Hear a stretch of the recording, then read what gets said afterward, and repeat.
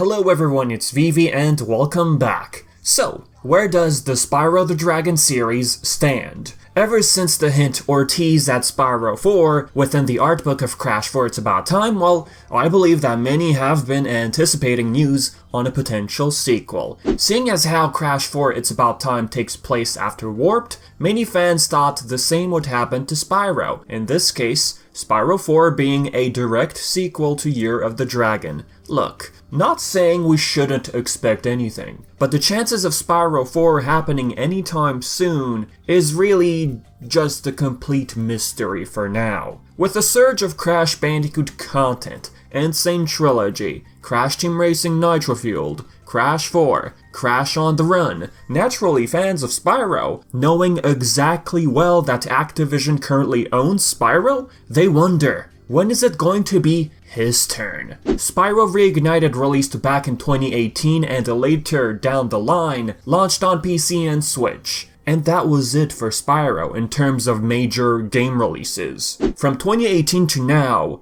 we've only seen Crash Bandicoot re-emerge, CTR Nitro Fueled, Crash Bandicoot 4 It's About Time of course, and Crash on the Run. At a point, there was a rumored 5-year plan for Crash Bandicoot that could be the root source of Crash's rather expansive resurfacing, call it. After all, there's still the whole fun happenings for the 25th anniversary of Crash Bandicoot, which was teased during February's press release from Activision. So going back to Spyro, at some point in time, this year in fact, during spring 2021, call it, there's been a bit of excitement surrounding the fate of Spyro the Dragon, with a mix of disappointment. Not saying anything too major got confirmed or anything, bear with me here, alright? Many were maybe a bit too optimistic after some random occurrences surrounding Spyro. Earliest occurrence would be April 27th, 2021, where WeLovethis store started teasing Spyro merchandise.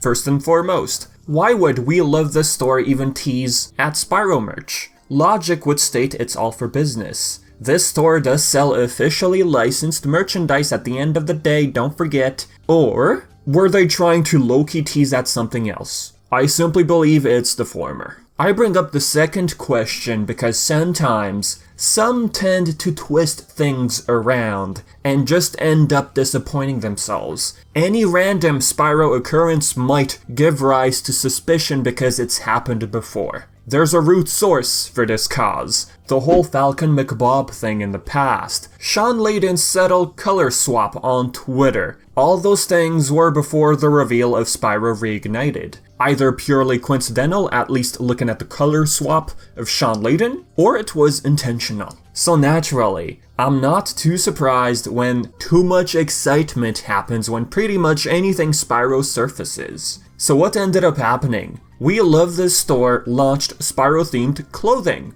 and that was it. There was no hidden secret behind it, it was just that. Selling shirts and all, for business. Plus, they now ship to US and Canada. They never did prior. That was their tease at a point. They were teasing that they would eventually ship to US and Canada. There was also the whole Toys for Bob situation, working on Call of Duty Warzone. Oh boy, where do I even start with this one? Alright, on April 29th, Toys for Bob announced on Twitter that they were proud to support development for Season 3 of Call of Duty Warzone. Immediately afterwards, there was this outrage, this storm. People weren't too happy about this announcement. When they noticed Toys for Bob changed their logo to what they had before to Call of Duty, many seemed to automatically think that Spyro was forgotten or dead. That Activision didn't care about Spyro anymore. To add fuel to the supposed fire, some key folks who worked on Spyro, like Nicholas Kole, artist, tweeted this: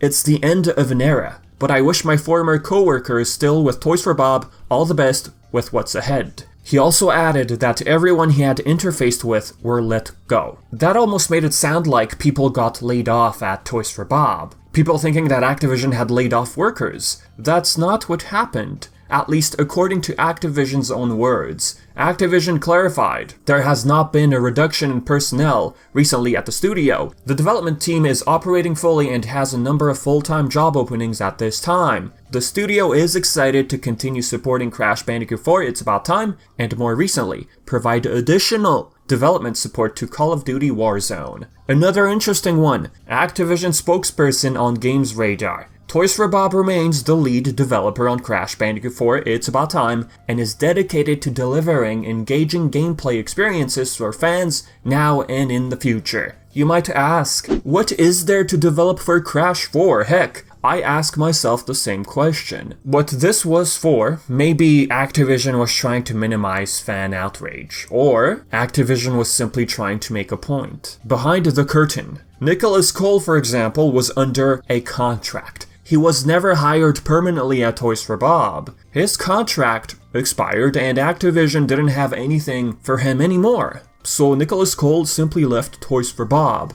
Another situation would be leaving Toys for Bob on their own accord. Example being game designer Blake Malouf. I want to clarify that no one was laid off at Toys for Bob. Anyone who has left has done so on good terms. And he added, I left on my own terms. I had been needing a change anyways, so this just pushed my decision. During that period, I personally believed that the whole situation was being blown way out of proportion. Just because Toys for Bob shifted their focus onto Call of Duty doesn't mean that Crash and Spyro are dead. The way I looked at it, COD is their money printing machine. So much in fact, Andy Robinson from VGC, a news video games media outlet, he explained this. I was recently told that virtually every studio at Activision is now working on Call of Duty. If such is the case, then Activision is simply prioritizing COD, as sad as that may sound to some of you. But like I said, this doesn't mean Spyro is dead,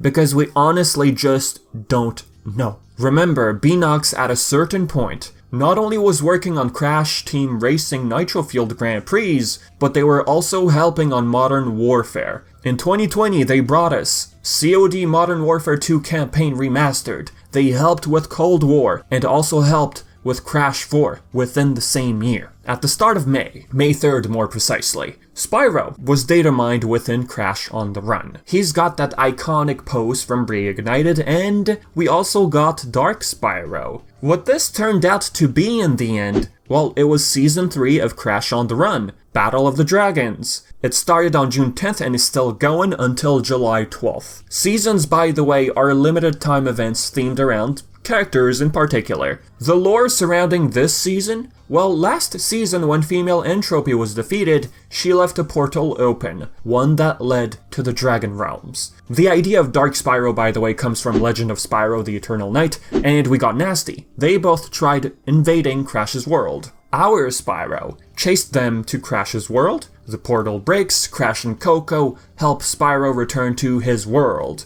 Cortex later on comes up with a mission during the season. He asks for a truce. If Coco and Crash can help him gather items, he would reverse Dark Spyro into an egg. The design for Spyro here, I still prefer his Reignited model, but this one looks cool as well. The main difference here is, of course, his snout. His body proportion also makes him seem slightly older. Nasty himself looks real good, I have to say. Very close to his model in Reignited, if not better looking. So pretty much, Spyro gained a bit of community traction after being leaked in Crash on the Run. But in the end, Spyro in Crash on the Run is just another season. That's about it. Nothing more came out of it. On June 3rd, the trademarks for Spyro had a bit of activity going on. On May 26th, 4th extension was granted. A 3rd one was granted back in November 2020. So we wonder why apply for an extension so soon? And what does an extension even mean?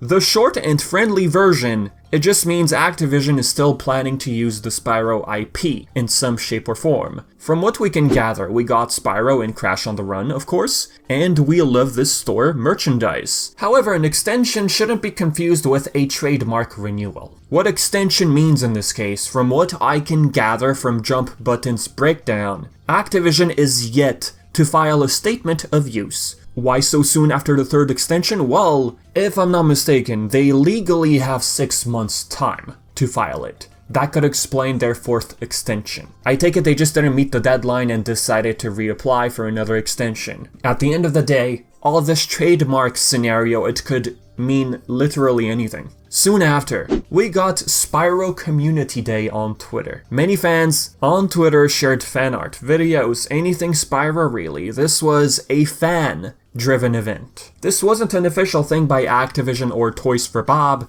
This was simply fans showing how much they appreciate the Spyro franchise. This event happened on June 4th and was hosted by Canadian Gaye, I believe. What's interesting about this event, it gained enough traction for Toys for Bob to notice it and give it a shout out. I believe even IGN's Jonathan Dornbush acknowledged the event. Other than that, Activision was present at this year's Summer Game Fest. Spyro didn't show. Me personally, I wasn't too surprised. I just wasn't expecting Spyro to show up. Plus, when it comes to Crash Bandicoot games and Spyro, in terms of new games, Activision usually sends out a bunch of cool looking items. Remember the dye for Crash Nitro Fueled? The egg for Spyro Reignited? Heck, for Crash Bandicoot 4 it's about time. Some folks were sent a puzzle. So again, I'm not too surprised that Spyro didn't show up during Summer Game Fest this year. On June 9th, Spyro U2's merch was teased. Pre-orders began on June 22nd. It's priced at $29.99 US. Spyro the Dragon official Twitter account even tweeted about this merch, which is pretty awesome. On June 18th, Toys for Bob shared this photo for Pride Month, Spyro sitting on someone's head. Lastly, what baffled the community, Activision used Unleash the Dragon for a Call of Duty tweet. You ask yourself, why Activision? You ask yourself, why that catchphrase out of any other out there? Either the person at Activision had no idea that this was used as a hashtag for Spyro before, or it was intentional. But I do hope it's the former. All in all, I feel Spyro's time will come. If nothing by the end of this year, at least for an announcement or a tease of some sort, then perhaps we're looking at 2022. Right now, Activision is fully prioritizing Call of Duty. I wouldn't say Spyro has been forgotten. If anything, Crash on the Run proves that, Season 3. If VGChartz' number is anything to go by, at least for the launch of Reignited, I mean, it's pretty successful, if you ask me. Heck, Activision's earning call from August 2019, they mentioned that Spyro, among other IPs, had great results. So yeah, as I said, it's only a matter of time before it's Spyro's turn. I might be wrong in the end, but that's what I personally feel. Yes, we aren't getting anything right now, but I think the best thing we could do right now is just wait and see what happens. So yeah, with that being said, folks, I've been Vivi, and as usual, if you have questions or if you'd like to add anything, feel free, leave it in the comments section below. And yeah, as usual, thank you for watching, and until next time.